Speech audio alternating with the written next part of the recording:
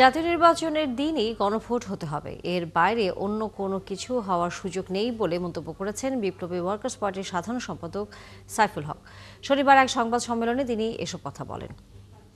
রাজধানীর পল্টনের কেন্দ্রীয় কার্যালয়ে সংবাদ সম্মেলনে সাইফুল হক আরও বলেন, অধিকাংশ রাজনৈতিক জাতীয় নির্বাচনের দিনে গণভোট অনুষ্ঠানের মতামত দিয়েছিল।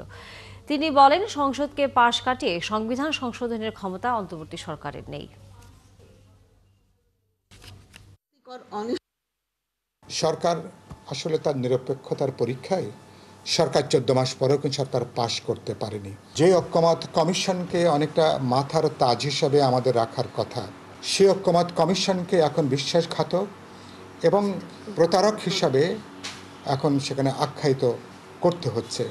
এটা খুবই বিব্রতকর, খুবই দুঃখজনক। অনেক সময় চরম বুদ্ধিমান মানুষ, শিক্ষিত মানুষ, অভিজ্ঞ মানুষ, তারাও যে কত নির্বুদ্ধিতার পরিচয় দিতে পারেন। ঐক্যমত কমিশনের এই সুপারিশগুলো, মতামতগুলো, এটা তার প্রায় একটা ধ্রুপদী একটা নজির হয়ে কিন্তু থাকবে।